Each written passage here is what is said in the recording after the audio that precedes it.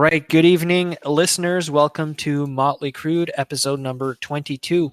This evening, we're going to be doing a bit of an after-action report for the Canhammer team tournament that happened last weekend here locally in Ottawa. Before we do that, however, let's just go around the table and see how everybody's doing and see what's new in everybody's hobby.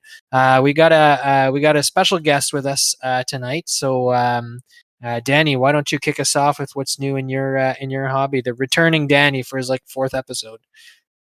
I've been doing good here. I am currently back in school, so I'm just finishing up my semester at the college. So not as much free time for hobby, but still managing it at getting some things done. The I guess Trace Army or the High Elves. I've got the first 6 woodsmen finished and assembled or painted.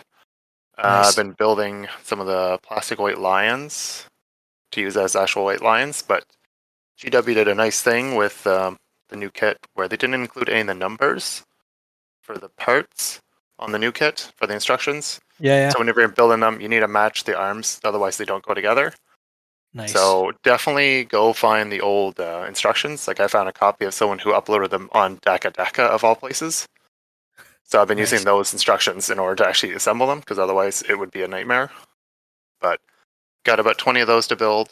I managed to actually go to a yard sale recently at Out of the Box in Ottawa. Yeah. People were selling a bunch of old miniatures, and I was actually able to pick up some more metal white lions, which I'm using for the woodsman. And I even managed to find some metal dragon princes. Amazing. So now if I ever do a great army, I'm not sure if I'm going to use the plastic ones or try to source a few more of the metal ones to kind of expand. I think I have 7. So I probably want to get up to 10. So I need to source 2 or 3, and eBay for the metal ones isn't great, but Yeah. I'm sure I'll find something. Pricey for sure. Yeah. I'm not sure if I should just sell them on eBay and then have that pay for the plastic ones, but yeah. But I think otherwise, that would work. Yeah. yeah, I'm sure I can cover the costs. Otherwise, I've been trying to plan out my army, because trying to get 2K for the Trace Army for probably September, because I'm trying to get it already. I won't be able to go to anything in August because daughter is not in school, so therefore need to cover the daycare and everything. Yeah. I guess summer care, and traveling to East Coast, visit family and that. So pretty much clears out August this year. But I'll try to get to some events. But otherwise, trying to also get a summer campaign started, which has been an issue. But that'll be starting in I think 3 weeks. I got I think 12 or 14 people ready to go. But Andrew pointed out to me the other day, it's quite the rule set. So it's just I've just pretty much taken the rules from the General's Compendium from 6th edition, which had like a big map-based campaign, and I pretty much used some application to transfer it to a Word file, amend anything to make it work with the old world, and then continued on from there. That's pretty much it. But otherwise, I've done a lot of background stuff, but not a lot of actual painting, I guess, over the last few months. I mean, at least you got a unit painted, and then you've got your hands full between getting a campaign ready for. I think Andrew and myself are part of it. I don't know if Ryan is, but you're getting a campaign ready, and then you're also TOing a big GT here happening in like 2 weeks, right? Yeah, it's another event. I guess we'll talk about that later on. But yeah, it's, Yeah, we I will. think we had 24 tickets sold, or 24 people so far. So that should be a good time. Nice. So yeah, Good stuff. So busy hobby time for you for sure. Yeah. And you were playing at CHTT, which we'll talk about in a little bit. Good stuff. good time. All right. Turning the floor over to Andrew. What's new in your hobby, man? Andrew, I think you're muted. Not too much since last episode. CCBB or Canada Team Tournament kind of ate up a lot of my time. I bought a couple printers. So I'm gonna start manufacturing some widgets and terrain for the Canhammer events that we do, and also, fit in my own personal use on the machines to print some armies and stuff. Nice. I have been tinkering away at this Cauldron of Blood kit, the old plastic one from 8th. But it's kind of a finicky bastard to put together properly. And I kind of, like, by eyeballing it, like, I really think I should be painting it in sub-assemblies, because once I get, like, the top part on, like, all that underneath carriage that you can still see will be hard for me to paint, so I might figure a way to break it apart again and just paint it separately and then put it back together. But that's kind of what I've been working on. Nice, good stuff, good stuff. And I mean, well, like organizing and running CHTT, I think you get a pass on not doing too much other hobbying over the last few weeks, because that was a big chunk of time for sure. Yeah, well, also the new Oblivion came out, or the remaster, which Yeah. has kind of suckered me in for a bit. I think we've all played some of that. I know Ryan picked it up also. I don't know about Danny. Have you played it, Danny? No, I just with school, I can't Sure, tempt myself with any video games. for I sure. mean, Danny, when Oblivion first came out, that's all I did during school. Fair Yeah, enough. Yeah. I think that the consequences are a little bit higher right now for Danny than they were for you at that time. Speaking of 100%. speaking of Ryan, what's new in your hobby, man? I don't know. I just moved back into my house after being on a course for 4 months in a different city, so nothing. Fair. Okay. Awesome. But you were at CHTT this weekend, which we'll talk about. Yeah, So, I did so, help. so I that did help counts. Andrew with that. So Yeah, that's 2 full days of hobbying. So I mean, there is that. On my end, it's not been the busiest time. There's been a lot going on around the house here with the kids. Despite that, I did manage to paint a pair of skin wolves for my Wolves of the Sea army, which is good. The list that I'm thinking of, I'm only missing 2 more skin wolves now, so that should be pretty quick on the getting the wolves painted. Anyways, I also played a game into Bretonians. I tried again the list, like the flying circus list that I played against both Danny and Ryan using the Renegades pack. And into Bretonians, that was a great success. However, I asked my opponent not to run the Falconhorn because it's not a really good test of the flying circus if nothing can fly. So we'll have to see how that would impact the game in the future. I know how I'd play it, but it would definitely impact the game. And I'm looking at speed painting probably before our next episode a pair of great Tauruses. Again, for the Renegade pack, I picked up like the last time we talked, those 3D printed ones that they've arrived. I've built them. And I'm just wondering now what kind of list I'm going to run for CTC, because lists are due in like a week, and so that means that I have to decide. I have to see if I'm getting those bad boys painted over the next week before I submit lists. So you'll find out next episode, listeners, how that went. And then I also picked up the new vampire account on Nightmare that was up for pre-order this week for AOS. But I'm really at some point in the future I'll probably rebase my vampires to square bases and call them vampire accounts. So having that guy to run around with the army, and he's such a cool model, is not a bad idea either. So yeah, that's all I did over the last little bit hobby wise. Cool. Let's move on to some news, a little bit of rumor stuff, and just some podcast development stuff. So, first things first, the order of releases for the old world has been switched around. We don't know why. There was some rumors, but it's been confirmed today when it was confirmed that Wood Elves would be going up for pre-order next week. So I'm going to ask for thoughts around the table on 2 things: on what we think of Beastman being delayed. If you have any ideas why, great. And then the Horus Heresy 3.0 was announced, which I get is not related to Old World, but it does say a few things about how the Specialist Design Studio is working, and that they're on the 3-year re-release cycle that the main studio of Games Workshop is. So if you got any thoughts about that, that'd be great. Starting with Ryan.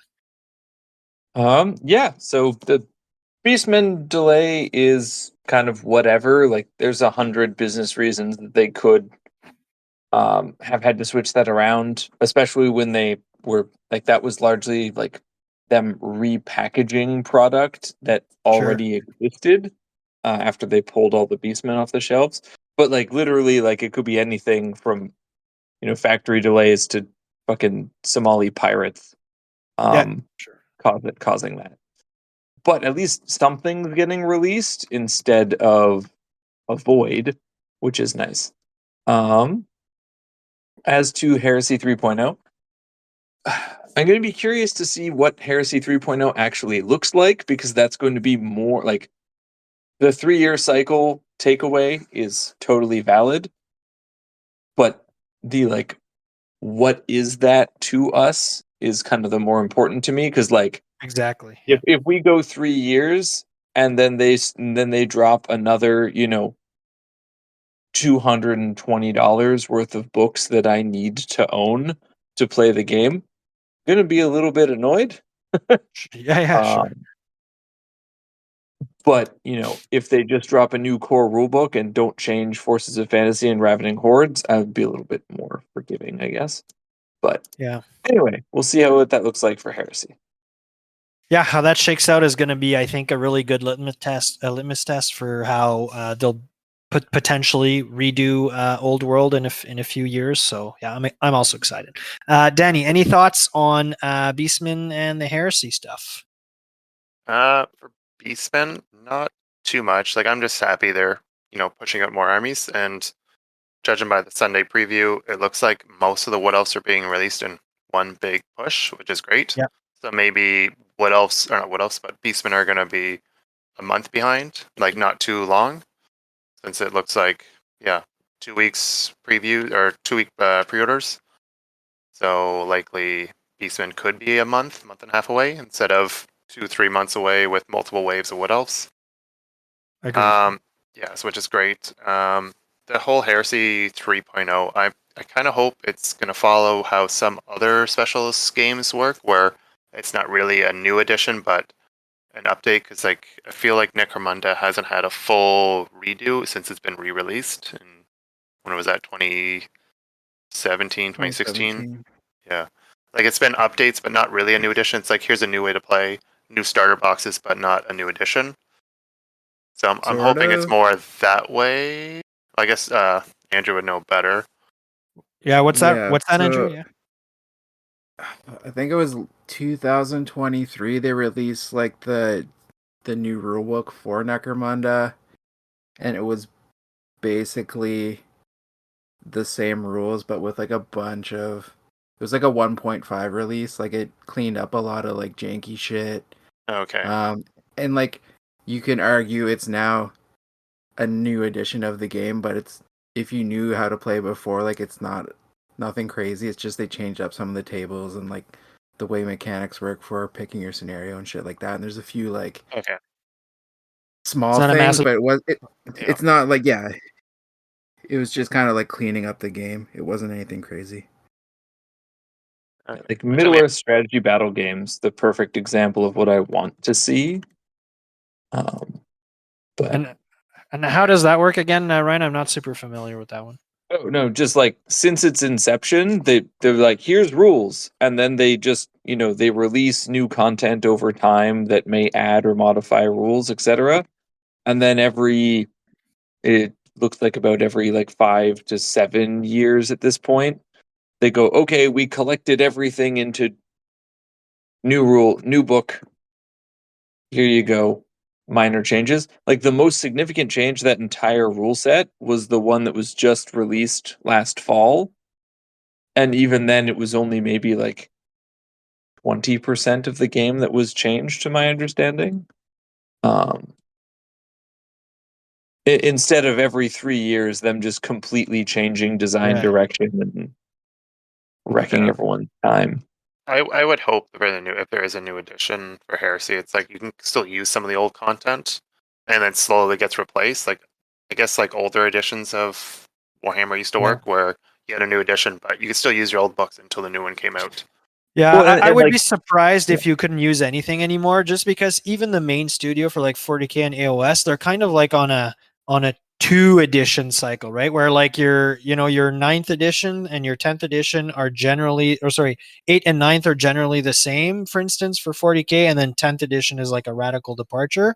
But like and they did the same thing for AOS also. So it's not like every single edition, like the rules don't work and stuff like that. Like they do the compendium editions, like, and they usually skip one at least. So I would be surprised if for Heresy or Old World or whatever, they just immediately went to toss all the rules out, toss everything out. We're starting fresh right off the bat.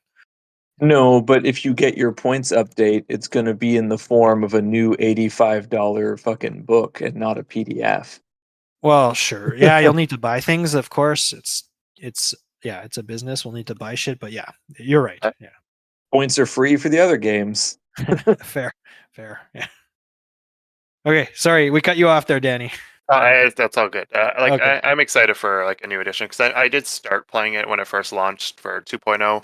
I enjoyed it. I was using my army from the first version of Horus Heresy, but I know there was some weird rules interactions that I not struggle with, but it was like everything I had for my army, my 3K, really didn't work in the new edition. And I started buying stuff, and I'm like, oh, I'll just go back to fantasy. And I was just playing, I think, 6th and 8th edition fantasy instead. So I just kind of drifted away instead of buying and actually playing the new 2.0. I think I played for 3-4 months. Sure. But Yeah, and as somebody like I also have a like a pretty big heresy collection. Like I hope that game gets reinvigorated a little bit by this. So, but yeah, well, we'll have to see. Um, cool. Andrew, any thoughts on the Beastman thing, and the Wood Elf sorry switcheroo, and then the Horse Heresy? I mean, I wouldn't even begin to speculate on why it happened. For me, it's kind of super disappointing because, like, I do intend to have Beastman be my next army, so I was excited to sort of dive into that new content. But not surprising, being a Beastman fan for the past, 20 years. They're always getting the short end of the stick from GW, so it's par for the course, I guess. Yeah, I guess. But is getting a book within a year and a half of a game release like a new record for Beastman, or Yes, it is. okay, so things are looking up at U- least. Usually, like, if we were on the same release schedule as before, Beastmen would get a book by third edition. Okay, by 2029 or something. Awesome. I'll probably be dead by then or whatever. Good stuff. Cool. Any other thoughts, Andrew? No, that's it. Like, it's Okay. nice to see that they didn't just say fuck it, we'll wait until Beastmen are ready, and they, or if that's the reason it was switched, but they're putting something out, so it's gonna build more hype for the game again going into the summer months. For sure. And I think Wood Elves is like, it's a popular army. The models are hard to get a hold of right now because they don't exist in AOS and they've been discontinued for a while in that game. So yeah, I mean, you're entirely correct that it's a good sign that they slotted something in when they delayed Beastman, and that we're presumably going to be getting both those armies in a pretty quick fashion. So I'm pretty happy about that. On my end, I'm also a little bit bummed that Beastmen are delayed because I was also looking at that. You heard me last episode. The Minotaur Army of Infamy is really speaking to me, so I was excited to see what that would look like. I guess I'm not too worried though. It gives me a little bit more time to keep painting away at the Wolves of the Sea and hopefully have something more or less finished by the time Beastmen get released and I start working on probably another army. So that's cool. But I guess my main thing is like, can we please start having some leaks on these rules for I guess Wood Elves now or Beastmen? I'll take either so that we can start looking at the rules for those armies of infamy, the new units. Like I want to see what the packs of Panthers do for Wood Elves. Like I'm really pumped to see that. And then like what new items we've got, all that kind of stuff. So if you're listening to this and you have access to the documents, give us a shout or do the community a favor. And then for Heresy 3.0 stuff, yeah, like I think Ryan, it's going to be a big-ish rewrite for sure, just because they've been hyping. GW has been hyping the through their Horus Hearsay website that there's going to be like the big launch box with entirely new stuff, and launch box. Pardon me, comes with the rule book, obviously. So it looks like it's going to be a big deal, but you're right. Like, we'll see if it's a wholesale rewrite, if it's just an update of the rules, which is probably the Well, one I would lean towards. Yeah, and go ahead. that's what I'm getting at, right? Is like if they just rewrite the big rule book, whatever. But if they Yeah, yeah, rewrite the big rule book and then immediately are like, here's your trader's book, here's your like yeah, again, yeah. like it was 3 years ago, they're gonna burn through what little goodwill they had left about the Horus Heresy crowd. I agree. And then the last thing I was going to say is hopefully points for that game. If we think we're in a bad spot here in Old World after a year and a half, the Horse Heresy hasn't seen a points update in I guess 3 years now, and I think a lot of people are fed up with playing Contempt or Dreadnoughts all the time. So yeah, so I guess those are my thoughts on the news items.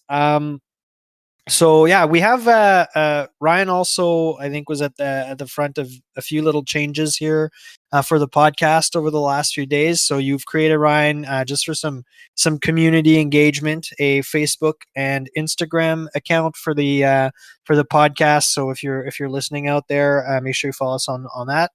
And then we're talking about other stuff to come in the future. Hopefully, some exciting stuff for all of you guys out there. Ryan, what kind of stuff are you wanting to post, or you think you're going to post on the two pages?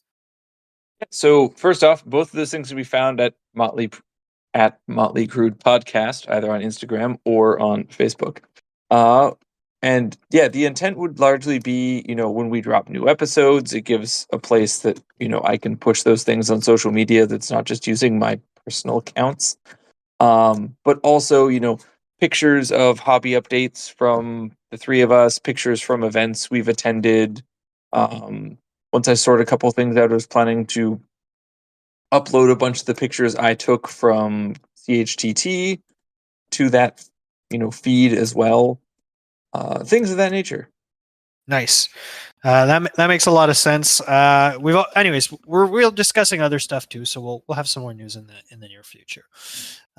Good stuff. So let's move on to our main segment, CHTT.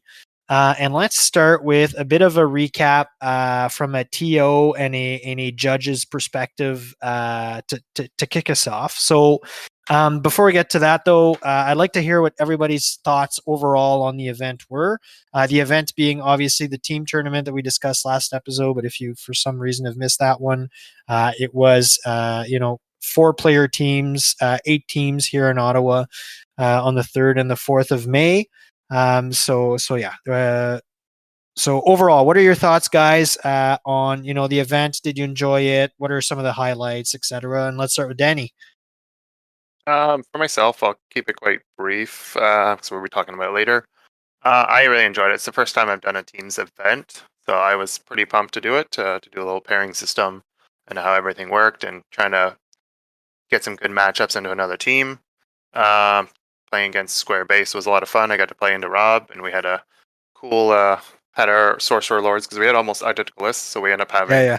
an agreement at one point to have our sorcerers kind of have a wizard battle and then charge each other and fight each other. So that was a lot of fun. But yeah, overall, it was a ton of fun to kind of reach out to people, play some different people, and hang out with some friends over the weekend. Nice. Yeah. Good stuff. Andrew, what are your thoughts as the TO? How did the event run? What are what's the 1,000-foot perspective? I'm happy overall with how things went. There was a few minor hiccups during the event, with BCP sort of not working the way we wanted it to. Whether that was user error or just BCP doing BCP things, I think it's a bit of both on that regard. But overall, I'm super happy with how everything went. Everyone seemed really happy with their games. And sort of, I've only heard positive things so far about the event, so that's usually a good sign. Because when people are upset, they'll let you know right away. So yeah, I've only heard good things so far. So yeah, I'm pretty happy with that. Good stuff. Ryan. Yeah, no, I'll echo what Andrew said. Like, I think it went really well. Like, from the grand scheme of like having to answer obscure rules questions, it didn't get terribly contentious or even terribly obscure. Wound up solving more geometry problems than rules problems. Okay. But it was it was really good. It was a pretty chill bunch of people playing some probably more competitive games they were willing to admit. But everyone seemed to have a good time. Good stuff. Okay, so let's turn it over to Andrew and just talk TOing for a few seconds. So Andrew, how do you think that the actual running of the event went? Anything different from what you normally sort of do or see when you're running a singles event like CCBB, for instance? And then anything you think you're going to change going forward, or you're looking to change? Sort of any scoops for next year's event? Sure.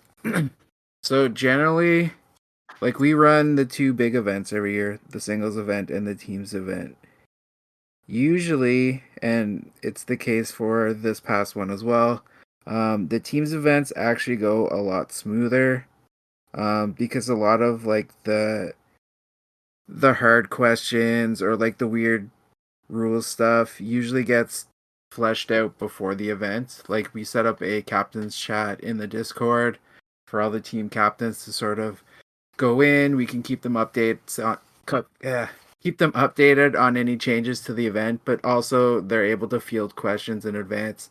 So like Ryan and I got a bunch of rules questions going into the event that we just answered there. So day of the event, like we didn't really have to worry about that.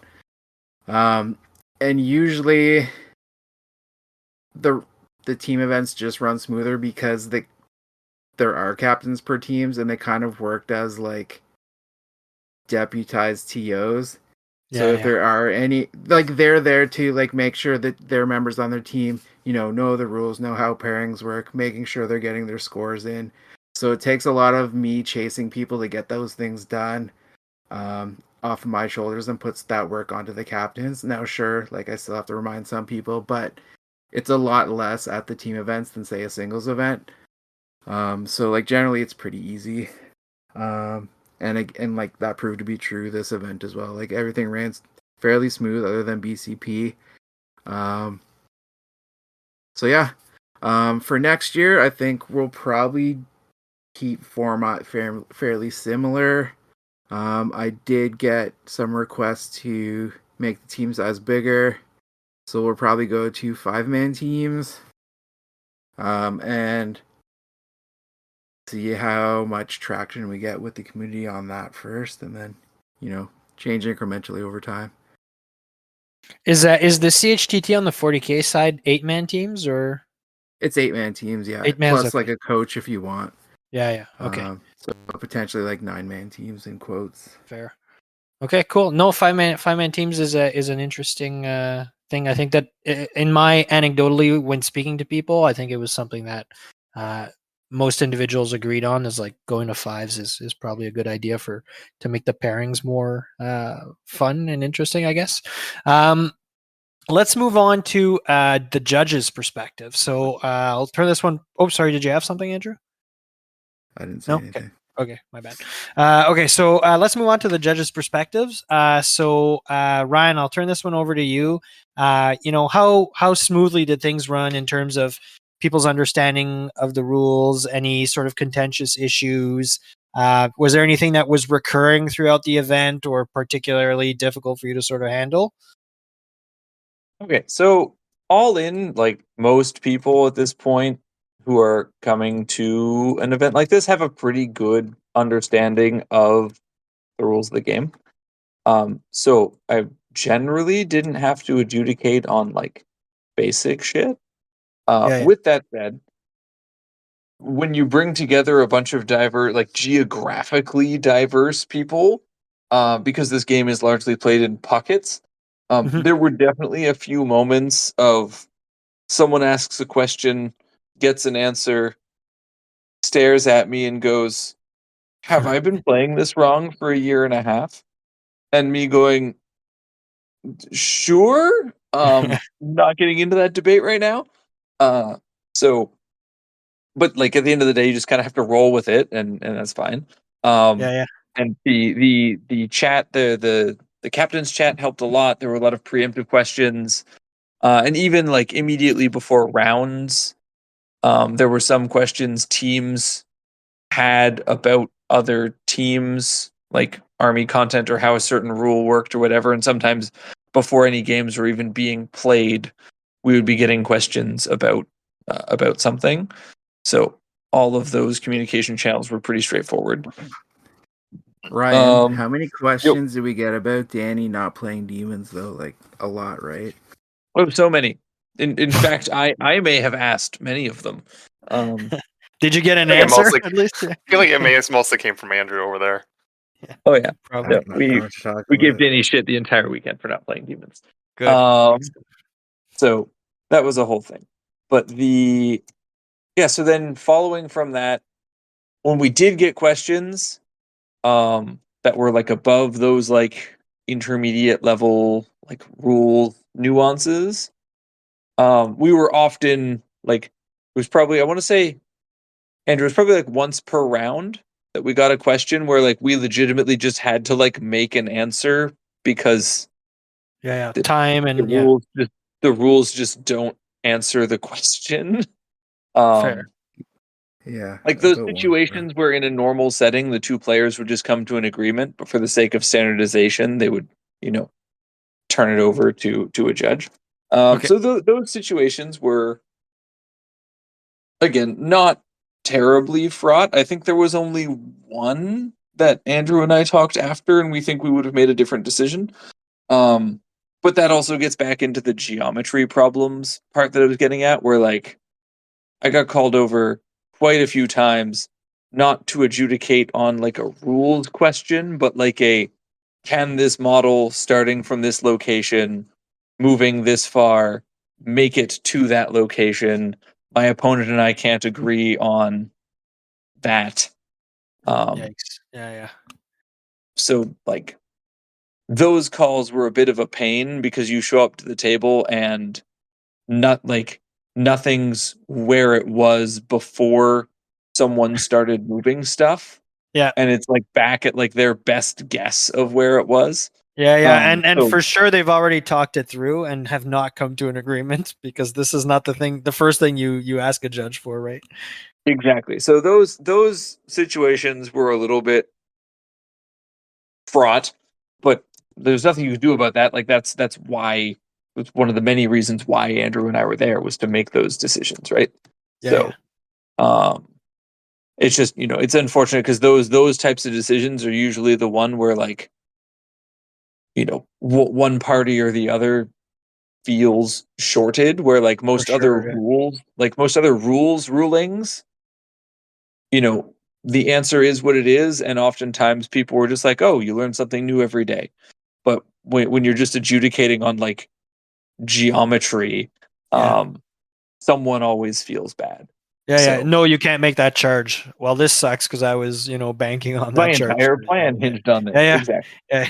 Um, yeah, so that was the majority of it, and then the rest of it was. But again, people were very proactive and generally communicative, so it made like refereeing, judging, whatever you want to call it, like fairly easy. Awesome. And then that's what I got. Good stuff. Just circling back to one thing you mentioned, like the regional differences. Is there anything that comes to mind as like a really standout example that you're like, huh, you guys actually play it like that over in X place? Or Um, it, I'm not gonna like put anything to a place because I saw similar trends across sure. different areas, but it's just basically is like, we'll put it this way, is like there were three groups that are more online slash cosmopolitan in nature. Yeah. Um, who were much more similar in their understanding of the rules. And then there were 3 other groups who were largely more insular in nature, Mhm. where like they mostly played against each other or a handful of other Yeah, people yeah. from their locale. And you get that like copy paste error, right? Of Yeah, like, exactly. Yeah, yeah. I An understood echo it this chamber. way. Yeah, yeah, Yeah, like I understood it this way. I taught other people. They didn't read the rules or ever have anyone correct them, and it just turned into this yeah, whatever. yeah. So it's kind of a no harm no foul thing, but it's just um like I don't even have like specific examples of rules anymore. My brain has just like Yeah. recycled itself. No, I totally understand what you mean there. In terms of Yeah. like, I play in this small group of people. We don't play online against the rest of the world. I don't attend GTs super far away from where I live on a regular basis. So we've just been, the small echo chamber of a mistake just keeps bouncing between us, and it becomes like this is how we play now. Yeah. Well, and especially in like so, it's actually quite shocking to some people, but since I have absolutely no background in old Warhammer Fantasy, it gets interesting when I'm like, well, the rule book says this, and then they're like, but I've been playing Warhammer forever and thing, and I'm like, oh, okay, cool, Cool. Yeah. but paper says thing, Yeah. um, Yeah, so yeah. I get that all the time. When you're playing when I play in events and people bring things up, and I'm like, that's not what they're. Well, it used to be like that. Yeah, sure. So I anyway, totally get that. but Okay, like Andrew. Yeah, everyone sorry. took those rulings in stride, so it wasn't an issue, but yeah. That's super interesting. So just Andrew, because I think you kind of helped Ryan out, or was a bit of a committee for how you guys were making decisions. Like, what are your thoughts on the judge front? I think every tournament needs a Ryan.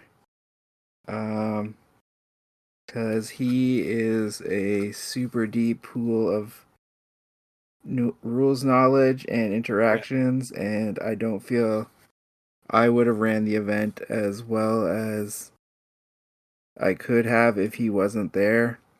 Uh, Thank you. Again, I am kind of rusty with the rules, just having not been able to really get a solid game in since October because of work and everything. And being at the event reminded me very quickly that, hey, I don't remember all this shit off the top of my head like I used to sort of last summer when we were playing a lot. So having Ryan there was huge. But yeah, for the most part, like answering rules and adjudicating wasn't super hard. And again, like Ryan was there to sort of keep me from making any, I guess, unhinged calls based on what I thought I remembered the rules were. But it was also just someone to be able to like be there to talk to, be like, okay, here's the issue that this table has. Based on my reading of the rules, it's this. What do you say? And he'd either be like, oh yeah, that's how it goes, or whatever. Yeah. So it was really helpful having sort of that um someone to like just ask and double check with, so I'm not just making calls on the fly. Which was really nice. So yeah, I think that just helped make the event run smoother overall. Just having someone else there to help, break down some of these weird rules or make calls on weird math like some of these guys had, knowing full well that someone's gonna be pissed off with whatever answer we give. Mhm. Awesome. That's good. Good stuff. Okay, so let's move. Let's move and talk. Let's move on and talk about missions and the pack overall. So, um, Ryan, because you wrote it, I'll let you go first here. Are you happy with how the missions and the restrictions you put in the pack played overall? And then, what would you change, sort of going forward, or if you want Yeah, to make any so changes? Yeah. so I'll break that into kind of a couple pieces, which I wrote down earlier because, of course, I did. So the things that went over well that people seemed to like was the fixed table layouts and how they related to pairings. Okay. So like like the loser the the person lacking the initiative in the pairing process getting to choose the battlefield was something that seemed to be well received. But with that said, I am going to revisit the table layouts and possibly, because right now I made them like super symmetrical in such a way that they worked with like all 6 possible deployments and everything. Okay. I'm going to try and keep them so that they still work with all the deployments, but they might get less symmetrical. Because a lot of people felt like the terrain, like the actual usage of the terrain once you got on the table didn't matter so much because it was very samey. Okay. And I realized there's a whole philosophical debate about whether or not like tournament tables should be symmetrical or fair but asymmetrical. It's a whole thing. So I'm just going to look at options. I got a year. Yeah. So even though only one person took them, allies was something that was mentioned explicitly by several people as something they would like to see, continued brought forward. Okay. With the way that we implemented them, where we like clarified exactly how you build an allied detachment. So that was another thing that, there are people that want to see in the game, and, teams is a format that can mitigate a lot of the problems that unrestricted allies might cause in the normal world. Team composition, like you can only have one of each faction. If you use it as an allied detachment, you can't use it on the rest of your team type thing. That was also well received. The only complaint I had about the overall like comp rules for like army building, etc. Well, one, there was a significant number of people who may have not actually read them and thus didn't understand how Cleary was allowed to have 6 cannons in his army. So that was one thing. And secondly, there were some people that didn't like the no duplicating of non-common magic items. Interesting. Mainly because it does have a negative, like it has an outsized negative impact on the armies that are item poor. already I bad. get it. Yeah. My counter to that is, well, if you want to take those armies, let them be the guy who takes the ogre blade, and your Bretonians can make do with some Frontier's other axe. fantastic magical item they have access to. So exactly. So personally, I still think that rule or that composition restriction has merit in the team's format, but I'm open to feedback, so I'm still debating it, given that there were some people who weren't pleased with that as a restriction. Army comp, yeah. As to army comp, the other thing I'm debating selling Andrew on is so this event had almost no comp restrictions compared to what we were seeing even a year ago, right? Basically you were restricted to 3 of something unless your army already restricted that in some other way. So if you were 0 to 3 per 1,000 points, you could have 6 of that in your 2,000 point army. But if you just had no restriction at all, you could only have 3 of that unit. And in that universe, we still wound up with 2 armies that were 14 or 16 gyrocopters. So I'm almost tempted to try and sell Andrew on just saying fuck it and just removing the comp piece entirely. Let Cleary bring 14 Tomb Scorpions and see what happens. Terrifying experience. But the thing is, right, is again, if we switch to 5-player teams, that has an effect on how pairings works.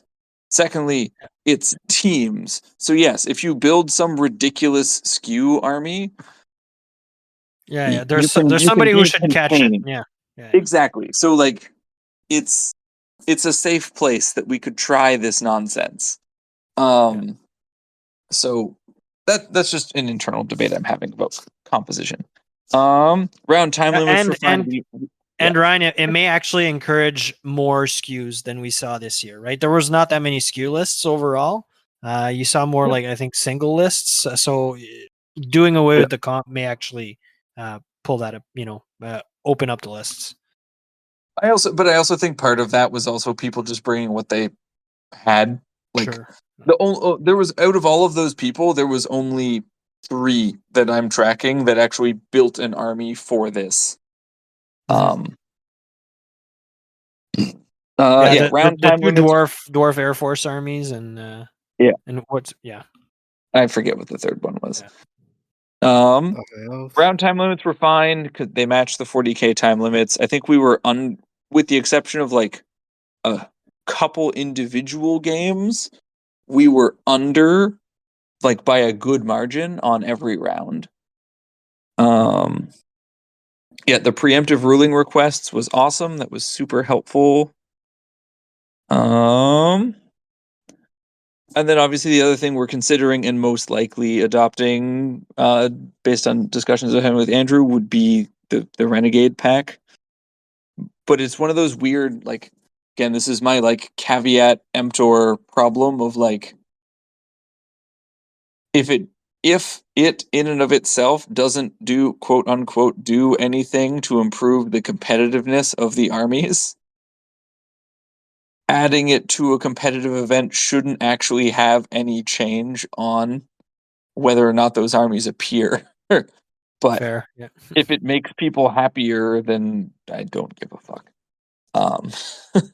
Awesome. We'll see. Jury's still out on that one. Awesome. Yeah. Good. That's all. Okay, I find the fact that people, some people were upset or did not like the no duplicate of common magic items to be a problem. I thought I wasn't there, but to me, in just reading the pack, that felt like a really, really strong thing that you put in a teams event. So I'll be interested to see, amongst other things, Danny, what you thought of that as you jump into this and give us your thoughts on how it all worked out from a missions and pack perspective. For me, the missions, I actually enjoyed it because they were still valued at a decent amount. Like I think you can get up to 250 points for these bonuses, which was equivalent to a small unit or a medium sized unit killing that. So it's still worth doing, but you can also just deny your opponent that or kind of work that into your list. For myself, I had 2 units of dogs that were kind of in my list, and when I brought Chaos Warriors to the event, as much as Andrew and Ryan did not like that. I didn't bring demons. So I had these hounds because I've seen everyone running hounds in their army. And originally I was like, okay, they're there for null deploying. Just put them down first and then they'll die. They're not really worth too much. And then I realized like halfway through, I think game 3, I'm like, oh, these are just great for grabbing objectives. I'm just going to hide them all game.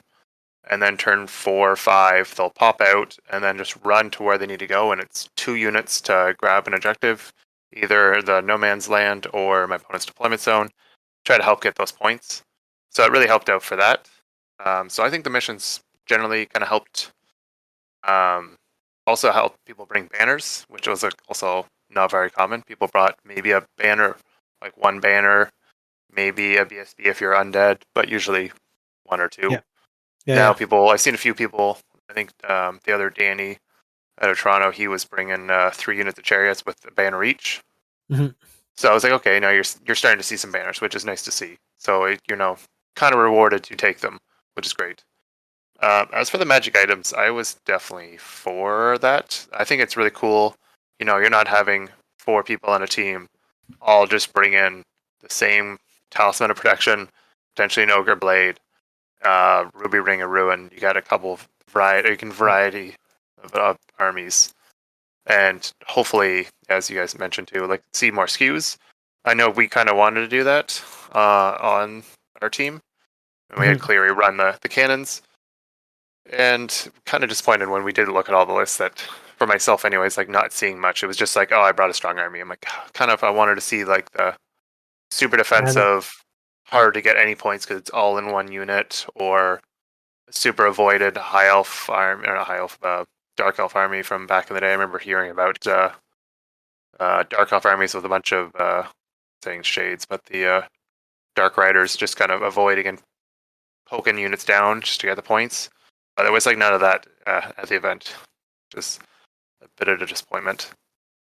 The comp itself for I guess list building, I'm kind of liking it. I guess now lately it's just been monster. Monsters kind of are kind of a gatekeeper. You don't might not be able to always win with them, but you'll do pretty well if you bring a big dragon, 600-point dragon. You'll win probably 2 of your games just with it. Yeah. 2 out of the 5, even just having Agreed. that. Mhm. So being able to now maybe bring an Empire army, like a Nuln army, or even just a regular one with 3-4 cannons, and just be able to, maybe not kill a dragon, but do a couple Put some wounds to it. pressure on it. Yeah. Yeah, make it think about where it's going a little bit more. Same with, I guess, other armies. Like, as Cleary said, he had 6 cannons.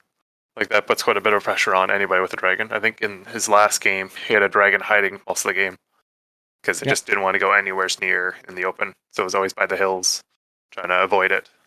So I guess at Rand's talking about maybe letting everything free, and I think that's probably good. I think we're all for it now, at least for myself. I know CTC, I'm pretty much running the exact same comp pack as what was at Canhammer Team Tournament, but that's we're all still learning here of how the pack's gonna work. And I guess I did get the whole bad experience with the Tomb Scorpions over the weekend. Chaos Lord on a dragon got the snip. One win, a dragon didn't kill any of the scorpions it was a combo with, and just one win went through, and of course it killed it. And I was like, oh, that happens. Tomb Scorpions can kill a whole Chaos Dragon. Yeah, classic. Love it. So 14 of them, it'll be scary. But I mean, if you have nothing, if you have a bunch of chariots, they're not doing too much. Yeah, we'll have to see. Yeah, for sure. Awesome. Yeah. Good stuff. Hey, this is an interesting point you brought up, Danny, that Ryan hadn't spoken about earlier there. But do we feel, and anybody could jump in, that 250 victory points is the right amount for secondaries, or would you like to see that increased or decreased? So I actually forgot to talk about the missions when I was talking earlier. So that again, that was a subject of not debate but discussion. I think it might. So we went very conservative with this. Basically the cost of an extra unit and additional victory points. There's another school of thought that sees the like what you're going to see at some other future events around Ontario and Quebec, where they're using differential scoring, but to get higher than a 17-3, you need the secondaries. That's a different school of thought on how secondaries work and how they interact with the game. I'm not. I think the missions I made worked insofar as they were like very conservative adaptations of the book missions. I don't think that they're like ultimately the like ideal solution, but I'm not gonna like go down a rabbit hole about that right now because I have to think about it more. Okay. But they worked, which is what mattered. Awesome. Danny, did you 250 points, was that the sweet spot for you, or would you change it? 250 seems pretty reasonable. Like I feel like if it goes any lower, then people are just going to completely ignore it. Yeah. And higher, I guess you can probably, if you go, I guess still below 500 points, you could still do. You're not skewing your army too much, but you're going to start skewing and making sure you are grabbing those things 100%. And planning, that'd be more planned into it versus just I brought an army, like, okay, how do I get these again? Kind of missions. Yeah, for sure. Yeah. Okay, that makes sense. Okay, turning this over to Andrew now. Andrew, what are your thoughts on the missions and the pack overall, and any changes you'd like to see going forward? I was really happy with the pack and missions going into it. I really liked that the missions themselves were just variations or like tweaks to the book missions as opposed to like fully bespoke missions for the event. Because that way players would at least have some experience or sort of touch point with those missions on how to play them, even if they haven't like practiced them at home. Like Mhm. it's basically the same thing, but with like a little twist to it. So they already knew how to play to those missions without having to like practice. Um, so I was really happy with that. I have looked at some of the missions from some of the other tournaments, and it's just like they're cool, and a lot of them are like thematic. But again, you really need to read those missions to like learn how to like to win those games properly, or at least play them properly. And if you don't sort of plan for that well in advance, like you're not gonna have a good time. So I kind of like Ryan's method on that, just due to those reasons. As for the pack itself, like I it's kind of just like a standard team tournament pack. Having done this with the 40K side of thing for so long, like it's kind of everything you would expect from sort of like a WTC style pack or whatever. I do like Ryan's limiting of the magic items because again, it breaks up the variety or sort of the uniformity of like the armies. Everyone's gonna have War Banner, everyone's gonna have Ogre Blade, everyone's gonna have Talisman of Protection. Like that's lame. So having teams sort of have to make their claim for those items for their army within that team. Like I like that aspect of it. I Yep. do know there was that one team that sort of wasn't so sure about that or felt that, the armies they took were put out by not having access to those items. Um, and I can see where they're coming from in that regard, but at the same time, it's like, well, you guys could have either figured out a way to bring a different army or found a better system on how to like dole out those magic items within your team. Yeah. That would have made sort of everyone happy. Um, but I guess it is something we could maybe go back and look at, but I don't feel like that was a huge deal one way or another with like 90% of the players there. So I don't feel it's something we should put too much thought. Well, we should put thought into it, but like put too much effort into changing when there's like other aspects of the event we could try to make better first. Like that's sort of low priority to look at right now. Sure. Yeah. Um, Other than that, though, like I'm pretty happy with how things went. Awesome. Good stuff. Well, one last thing before we start talking about some results here. How did the pairings system work out overall? And, start with Ryan here. Ryan, do you think any changes are required to how pairings were done in this event? And then, secondly, was having 4-player teams a thing that impacted pairings significantly? Let's start with, Ryan. Yeah. So yes, like pairings worked. Like the methodology is pretty like stock standard after 15 plus years of teams events. I just copy pasted that. Sure.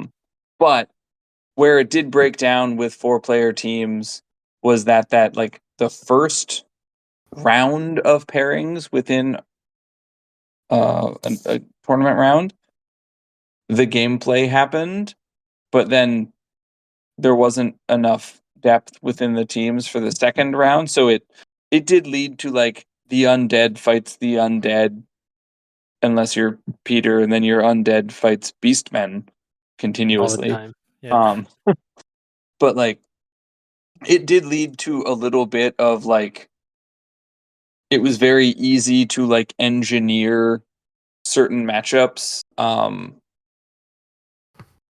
but like in a way that was not helpful, and people were getting a little bit tired of like vampire counts versus tomb kings by the end of the event.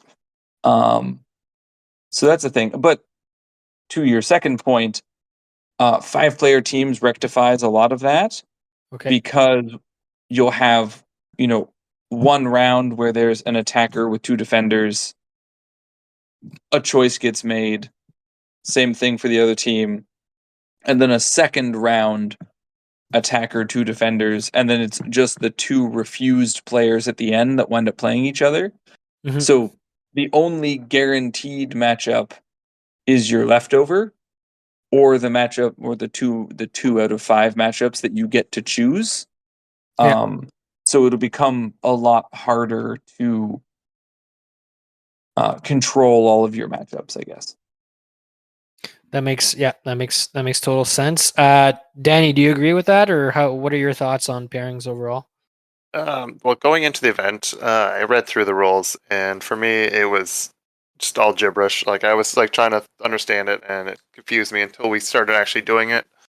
And I think it was like round 3. I'm like, okay, I get this now. But it definitely was the first couple rounds just completely lost. Luckily, I'm adding pictures next time. it's all good. It was more just I wasn't the team captain, so I realized like, I don't need to worry. Someone else is going to do it on our team, so I'll get them to understand the rules. I don't need to. So, but otherwise, like I did enjoy like doing the pairing system. I do agree, like having that 5th person would definitely have a lot more depth. And as like a player on a team, some teams definitely were better prepared. They like went through all the team matchups. Okay, if we're gonna put this person up first, like they already talked all their pairings through and who they're putting up as all the different things first. Some teams had binders with the pairing matrices, so we weren't as prepared. We kind of put up some of our better matchups, but didn't have like a pairing matrix ready to go compared to some of these teams, which definitely I think plays a factor into a whole team's event. Yeah, for sure. I think pairings is probably the most significant thing that determines, if your team's going to take it or lose it. So Yeah, I guess the better prepared you are, the better things yeah. are going to But go. I guess the other thing too is like if we had more skew lists, pairings would be I think even more important. Agreed. Because then if you have like a Cleary style list, it's like okay, I want to play into the army that just has maybe a triple dragon list. It's like okay, I want to play into that, and or maybe not actually, but play into their strengths a lot more and try to get those matchups. Versus right now with 4 people, it's still there's not enough skew. You're not fighting for as many items. If you had 5, even 8 player teams, and we're still all using the same common magic items, there's going to be a fight for items and weird skews on teams. I think. Yeah, for sure. I think that makes And the pairings even get more complicated for sure. Yeah. Andrew, what are your thoughts on the pairings? Yeah, like I think the other 2 sort of covered everything. Like I think that 5th team is gonna help things, but like walking around the hall, during the rounds, it was always 2 Tomb King players fighting for like both teams. It was always VC Tomb Kings. So I think the teams had more control over what their pairings actually were just because of the 4-player teams. It was interesting to see. Like I think there was two teams. Like FFS, I think was one. They had like a binder with like all the pairings and like who they were gonna put up against like each team. Like that was really cool to see that. They went and did all that sort of work beforehand, like digging through lists and looking at the other teams and saying like, okay, like this is how we beat those other teams. Like I think that's cool. And if we add that fifth team member, like it's gonna make that whole sort of logistics and planning for the team's event even more interesting to see, like actually day of. Agreed. But otherwise, like it seemed pretty straightforward for everybody. There was no real weirdness. Me and Ryan never really had any like sort of questions about pairings or players needing help like during the day. So I think that all worked out fairly well. Okay, awesome. Perfect. Let's move on to talk quickly about results. So we made some predictions last episode. I think Andrew and Ryan, if memory serves, had predicted a top 3, including Square Based, 10 from the Back, and Motley Crude. And I had predicted a top 3. Actually, I'd predicted them in order as for me of Square Based first, FFS second, and Motley Crude third.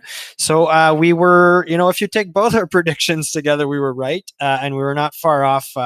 Not far off the mark. So FFS came in first Congratulations, guys, if you're listening out there. Square Based came in second, so congratulations. I know some of you at least are listening out there, so congrats to you guys. 10 from the back came in third to round off the podium. Fait que félicitations les gars in French. And then for the fourth team, Motley Crude. So congrats to our team and Danny for coming just off the podium, but still a good result overall. So I'm gonna start with you, Danny, because you. Oh, sorry. Yeah. Oh, yeah. Because Fair you enough. didn't take demons. That's why they Always dropped. the issue. Definitely the demons. Yeah, because there wasn't a lot of points separating you from 10 from the back. It was like 15 points overall. So demons would have definitely carried you over that line. Oh yeah, easily. Sure. Easily. Okay, so since you were in the trenches, Danielle, I'll start with you. What are your thoughts on the podium overall and the different teams that you saw out there? Did you know? We've talked about pairings a little bit, but aside from that, or maybe including that, did you notice anything that the top teams were doing sort of differently? Well, for starters, FFS, as you guys mentioned earlier, they were very prepared. They kind of already understood. They played in 40k teams, from my understanding, so they kind of knew the pairing system already very well. So they knew exactly how to do it. Kind of knew even how the other teams were going to put their pairings up, which is surprising. They kind of had intel or knowledge of knowing, like, okay, we're going to put these guys up. They're probably going to put these two, which means they're going to have this one here. They knew it all somehow. So they're very skilled. Yeah. Yeah, very well thought out. So they were very skilled, and kudos to them. They did very well. They did the pairings very well. They're very skilled players. Same with Square Based. They're all very good players. They all between those two teams bought very strong armies. Nothing really skewed over there, and they all played very well. 10 for the back is a team we kind of hoped we were going to play. Know a couple of players on the team. Look forward to playing them, but I guess with the few teams we had, there's only 8 teams total. There was a chance we weren't going to be playing against 2 of the teams, so we missed out playing 10 from the back. But overall, just a lot of fun. I think the other teams didn't do anything skewed, but I guess sometimes it's also pairings and matchups, because it's a team event. Matchups are very dependent. Are the key. Yeah. But awesome. That's about it for me. Awesome. Andrew, any thoughts on the teams and the podium and anything else you noticed? Not particularly. Like, those are the teams we kind of highlighted as kind of, based on their list and the players that they had on their team that we kind of predicted was going to be up there. So that wasn't a big surprise.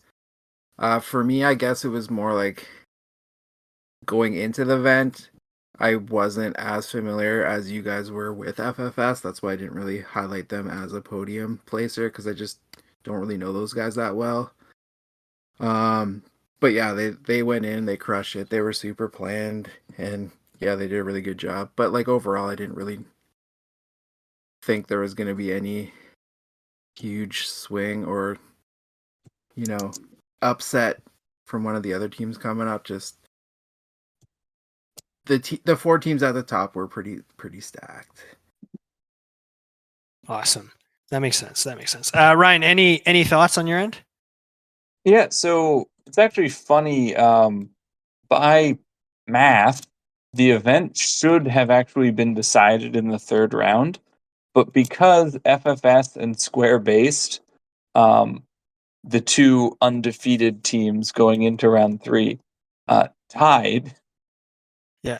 It meant that rounds 4 and 5 actually mattered, to the point where round 5, going into it, was a situation where if either FFS or Square Based, if one of them had won and one of them had lost, that would have decided the tournament.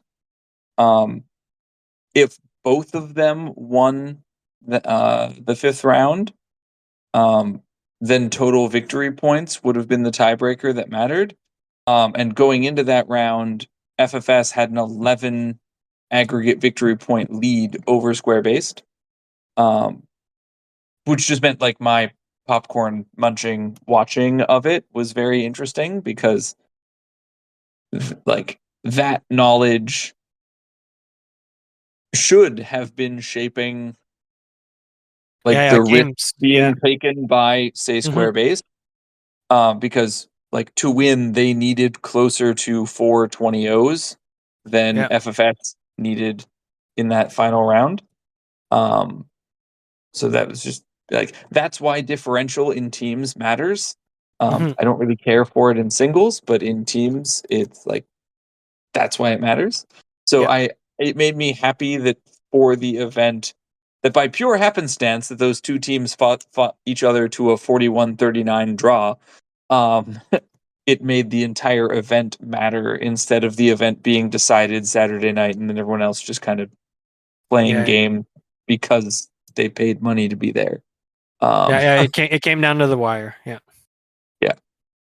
Awesome. That's super, super interesting. I didn't realize watching it from a distance, the BCP had it down as a loss, but you're entirely correct that a 39-41 looking at the pack again was a tie. So I missed that point at first read. So Well, that's this was one of those BCP issues Andrew and I had to yeah. deal with. Is it still keeps reporting it as a 49 or that it's a loss, but when Yeah. you look at the back end, a win is 2 points, a draw is 1, and a loss is 0. So in that round, both teams got like for your like win loss draw record in the back end of BCP. Yeah. So both those teams got a 1 in that round. So like regardless of the color coding BCP used to make it look like a loss, it was mathematically correct on the back end. It was super weird. That's awesome. Annoying, but awesome that it went down. It was that tight for the results. Okay, so let's move on. Danny, we have you here to talk about also Motley Crude, the team, how it went over the course of the event. So let's move to that point. So I'll start by quickly recapping what your team was like to give you a bit of a break before you just give us the download. Firstly on the team, we had Brent, who was piloting Beastman Brayherds. It's a bit of a common competitive Beastman archetype. With a scary Doom Bull and a big block of Gores, the obvious Spray Shaman with a Hag Tree Fetish, just being annoying. He did have a Minotaur brick in there, a few units of Dragon Ogres also, and a Jabberslythe, which you definitely don't see much of usually, but that was his list. We had Cleary, the infamous Cleary with 6 dwarf cannons, a bunch of gyrocopters, a pair of organ guns, a very, very skewy type of list in the event. Then we had Danny. You're going to talk about your list. I'm sure it's like, or at least reference parts of it, but had more or less the sort of standard chaos list that you tend to see with a Grand Army chaos list with a Chaos Dragon, the level 4 sorcerer with the Infernal Puppet. We talked about last episode how the Knights was a slightly off meta choice, but still completely fine. Forsaken, Dragon Ogres, and Gigantic Spawn in there. And then finally we have Nick, our Mortuary Cults player, who was bringing a level 4 caster on a Bone Dragon. Second level 4, the block of shooting Ushabti, of course, and then the 46 poison shooting skeletons just teleporting around doing what the poison shooting blocks do. And yeah, 1 casket of souls only, some more Ushabti. So so those are the lists on the team. You forgot the most important point. What did I forget? That Danny wasn't playing Yeah. demons. Exactly. Yeah, always. No It's demons always for the Danny. issue. Never Yeah, be able to exactly. switch armies. And the team did well overall. Finished in 4th place, just off the podium by about 10 VP. So very good there. Okay, so turning it over to Danny, like, what were your thoughts on just playing in a team? Like, how did that modify your own game plan at the table? And then, do you think like teams is the way that we should be playing this game? Like, are you sold on teams now? Does it work well with the old world? That kind of stuff. So this is my first time playing teams, and I can definitely say it's a lot of fun. Definitely not the best way. I know some people keep saying it's like the best way to play any war game, and it definitely is a lot of fun. But I think after if you're doing this multiple times a year, it kind of get boring. So doing the solo singles is a lot better, I think, for the average person. Okay. But if we do this once a year, it's gonna just be the big exciting thing. So you get to do your singles all the time, and teams just once a year is good. But overall, I think our list did what they were gonna do. Um, I think the big thing with teams too is you can kind of peer over at your teammates' table and kind of see how they're doing. Okay, are they doing really well? Okay, I don't need a push right now by judging by the table. But I guess I don't know. For myself, I would look over and I'm like, I can't tell. Are we doing well? I don't know. I look at Clary's list and I'm like, okay, there's gyrocopters all over the table. Okay, the cannons are still there. That's easy to focus on. He's got Yeah, five yeah. of the six cannons. Okay, means they haven't made it to his side yet. We're doing pretty good. Yeah, yeah. But it was like that part was a little challenging. Definitely when you're running a bunch of stuff. But it was still really cool to kind of like talk about it beforehand, going into matchups. Like, okay, I got a tough matchup. I know I need to probably just try to go for the draw, try to disengage, don't push. But I know there's one game, I think it's actually into FFS. Nick, I thought he had a pretty good matchup. It started going bad, so he just yells, I was like, no, Danny, you got to go. Okay. Just push or something. I was Yeah, just like, yeah. okay. He was supposed to go for a big score, and that was what was Yeah, going to yeah. keep us going. I was trying to go for a little score, little win. Yeah. And yeah, so like, okay, let me try throwing my dragon in. And it ended up working out for me, luckily, but very Yeah. I wasn't going to. I was going to try to go for just like a draw or 11, but I think I ended up getting 13 in that game. But just Yeah. the team aspect is a lot of fun to kind of work together as a team where you can again plan. Like I get a bad matchup, I'm going to lose, but at least I'm taking that away so my other teammates can win. That whole part is definitely a lot of fun. Yeah, yeah, Yeah, you're talking about that game where Nick played into Bretonians, and I think he fumbled it turn one pretty hard and couldn't yeah, recover. yeah, Yeah. yeah, yeah. Okay, good stuff. Okay, so what are your thoughts, Danny, on how your team did overall, like the fourth place? What worked well for you guys, like maybe amongst the different lists that you were bringing, or just how you guys, approached your matchups, and then any big lessons you learned throughout the event in terms of, building a team or preparing for different matches and stuff. I think if we were planning an actual proper, like we did well. Like we were pretty happy with what we did. We definitely didn't have. We weren't prepared for every list. Like we should have known that some of the top teams would all have probably Vampire Counts, Tomb Kings, a Bretonian, like those three, and probably a Chaos Warriors. So like at least three of those four. Yeah, And I think yeah, and like those are the top. Pretty much, top I'm pretty sure armies. we can all Yeah, agree they're the top four factions. yeah, yeah. So we should have had stuff like good pairings introduced to those, but you're always limited on what armies you had. I was able to borrow an army to have myself somewhat competitive instead of running my Yeah. demons and to potentially just lose games because someone brought a magic missile.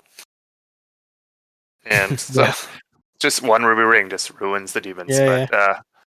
it was still a lot of fun. I think yeah, going forward, if you really wanted to bring a strong team, like you would play in all those things. But again, you're always limited to what armies you have. Trying to think what else you asked here. Yeah. So did you feel like the mix of armies that you had was like was an issue, or you guys were limited, or did that work out? No, Did you I make think do well? Yeah. well we made do well. Like I know we kind of sent Brent into some tough matchups. Like in a couple of them. But Yeah. I think generally we we kind of knew, like Cleary knew that sometimes some of his matchups were going to be rough or tough Hmm. uphill battle. Like I played it, I think it's round one. He played into Andrew Weber playing like Undead, and even Nick was playing into Undead a couple times. Yeah. But we kind of made sure before the matchups, like okay, who do we want to play and do we not want to play? We did our best to kind of accommodate that. So like okay, as long as we have at least two matches that are like positive or like okay, I feel good into that matchup. Yeah. I think we were going to do pretty well in the whole overall as a team. So it's kind of instead of like trying to make sure we all matched up well, we had two people that knew that we could do well, which I think worked out. I'm just looking Yep. at our scores overall in the BCP here. And we had That makes sense. I think, Yeah. Yeah, that makes sense. And the next question is going to be sort of in line with that, with the two sort of matchup thing that you were talking about, Yeah. because I was going to ask you, like, do you think your team handled the pairings process well, or did you guys feel like you were a little bit on the back foot? Uh, Yeah. Yeah, I think round one we were still kind of getting our hand like grasp on it, and then our first round opponents were just like, we're just randomly deciding. We're just gonna randomly like pretty much Okay. roll a die and flip the coin. Like it's just we're here to have fun. We're just gonna put some teams up and we're gonna go. So it's like okay, so we're still getting used to it, and then because of that, I think we're still learning it and took a little longer. Because Yeah. then round two we were right into square base, which was a tough matchup, and I think if we had gotten that system, maybe Yeah. A little bit more it, experience. Yeah. yeah, because we lost into them, but most of our matchups weren't lost too badly. So we could have maybe pushed another win and then maybe done a little better, but Yeah. which would have been great. But I think even having that, like Old World is great for not always having the strongest armies. You can still do pretty well as long as you know how they work them. Yeah. Agreed. Yeah. But Agreed. overall, Yeah, like understanding because the whole, external balance is generally pretty good. Yeah. yeah. Okay, good stuff. And then, so perfect. Your last question for you, Danny.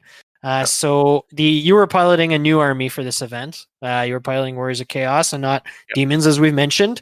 Yes. Any hot takes from you with Warriors of Chaos after 5 games? I think the biggest one, like I did borrow an army. I borrowed them off my buddy Evan. He ended up painting up the knights for me, which I really appreciated. He did not have to, but I do appreciate it. So I had like the big chaos dragon, a big block of knights, some dragon ogres, and I ripped my giant spawn. I had one for 40k, so I ripped him off his round base, slapped him on the base for a nice rectangle base for fantasy. Yeah. So where he should be now forever. But that army was a lot of fun to play. It's pretty simple. The biggest thing was um, the knights were actually pretty bad. I can see why people don't like them. Yeah. The first, I think it was they would hit stuff like I think it was round one. They charged some gyrocopters, so gyrocopters, and did like nothing to them, and we're losing. I would win combat by like one, and I was like, oh, this is pathetic. Yeah. Yikes. Like, I can't even win. Yeah. And they're So expensive too for that wound Yeah. that they did. Yeah. Yeah, so they eventually won, but it was a long fight. I think it was like 4 rounds of combat.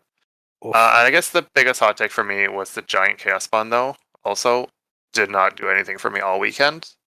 I had high expectations for it, but either I rolled terribly for its movement. Like on average, I probably moved like 6 to 7 inches. I did realize, I think after round 2 or 3, that it's supposed to have still does get its lumbering movement at the end of its movement. Yep. So I was forgetting that, but I still don't think that would have sped it up any. It was still rolling terribly. And then even when I did get in combat, it would get like 2 attacks. It spent 6, 7 rounds of combat fighting some Black Knights. Yeah. And just couldn't kill it, and we weren't killing each other. We're just like slapped there. And I was backed up into a building, so I couldn't get pushed back. So his knights were locked, and my giant spawn was locked. So not the worst. It did something, but it just didn't die. Or if it did die, it was to like a Chaos Lord or something big, or it never would have won anyways. Mhm. So I think if I were to change my list up, it would definitely be Marauders and Core, which is definitely the better option, and then probably get rid of the Shartak. You mean Marauder Horseman for Yes, you. yeah, Marauder Horseman, not Yeah. foot. Yeah, Yeah. yeah, Marauder Horseman. Get those in there, and then probably replace the Shartak and the Giant Spawn, and probably maybe one more. I don't know how the points are working out. But get a Warfire Dragon. Yeah. I think I would have liked that just to have the Warfire Dragon in the back. He's got the Bombard. Yep. Yeah. It was So that would have been catapult, whatever. Yeah. So it can at least sit back, turn one. Because I found I'm trying to get better of realizing it's 6 turns and not just okay, turn 2, let's get in combat, let's fight right away. Like let's hold out, make the mistake, and make the mistake of moving first, and then jump on that opportunity. And really trying to do that.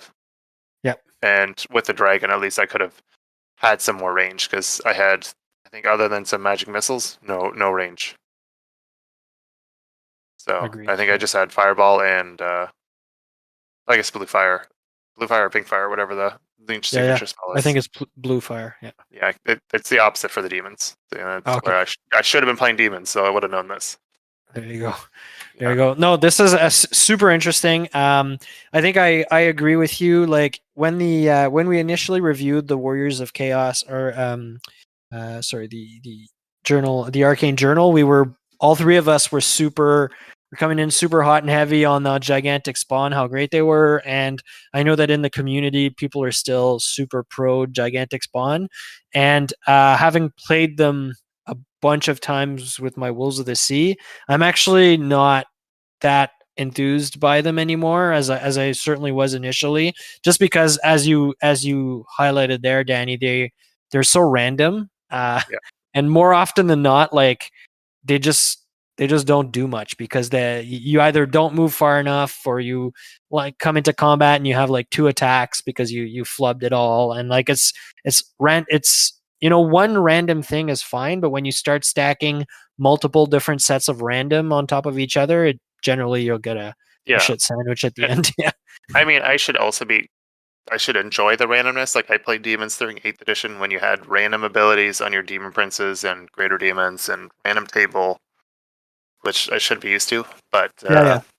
Yeah, don't get me wrong. I still enjoy very much the like Yeah. playing the piece. It's just that if you're trying to be as competitive as possible and trying to squeeze the most juice out of your list, Yeah. probably not the best piece then. But Yeah. Oh, I was talking to someone else, like a Beeson player that had two of them in his list, and they're both Nurgle ones, which mine Yeah. was Nurgle as well for the regen. Yeah. But like he was mentioning, maybe running one Nurgle and one Corn. So the Corn one's got I think it's Killing Blow. Yeah, killing on it. blow, yes, and Yeah. impact hits too. Yeah. So because it just gets Killing Blow, I believe that also applies to its impact hits as well Yeah. as its stomps. So like it makes it definitely a little more potent. And then if anyone's running Dragon Ogres or Pegasus Knights or anything that's, I guess, the cavalry or infantry, they're going to be scared of that thing. Though it's Yeah. not nearly as defensive, but able to get into combat pretty well. Agreed, and I think also there's a reality where Warriors of Chaos has a lot of really good high mobility punchy options that the gigantic spawn can be a little bit redundant in that role, but beastmen are not in the same place, so certainly your experience may have been different from that beastman player. Okay, awesome, cool. Oh, sorry, one last thing also that you brought up, Danny, that I wanted to just highlight is you mentioned you're becoming more patient and thinking that the game is 6 turns long and I don't have to push so hard at first, and I think you're bang on with that, and that's like a really important part of the game, like that caginess and waiting for your opponent to make a mistake and just maneuvering around to set yourself up is so critical to the old world, and is probably actually is 100% more important than just the charge and the combat is setting everything up. So if we ever do get around to making that episode on movement and target selection, like you're gonna hear us go on and on and on about that. Well, like I think that matters right now, but if people, because I know there's some communities that are looking at progressive scoring and like having that in their mission pack, which I know is a whole other topic. But as soon as you do that, it gets I know, but it changes how you entirely build armies and how you play the game. Because it's for sure. Yeah, I mean, yes, it would change if you completely changed how the missions If it's just like, oh, now you can't play that way. You have to If okay, you I have to play go at a all times. completely different game. Yeah, exactly. Yeah, I know we've talked about this not on the podcast, but in different places that we're not really for that. But no. All right, cool. Okay, so let's wrap this one up. A little bit shorter than usual, but that's totally fine. So the next big event on the calendar is CTC, the Canadian Tabletop Championship. That's happening in about 2 weeks. There's I think 2 tickets left at this time. Danny, anything you want to, since it's your event, anything you want to mention about the event or anything you're looking forward to, all that kind of stuff? well, I'm looking forward to it because I mean I get to take a step back and just kind of watch all the games.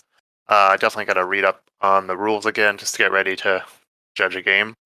Definitely, I don't get a Ryan to help me. So as much as I would like to Yeah, hire he's him going to for be the event, playing. He's going yes, to be he playing. finds me Yeah. playing, so I don't want to bug him during his games. But I'm trying to keep it fun because I know some people in the community are more just there to, hang out, talk to some friends, don't really care about the game. Sure. So, or not really care about what's happening in, The in this kind result, of, you mean? Yeah, yeah. yeah. They just want to push some miles in chat, and there's, have a couple beer.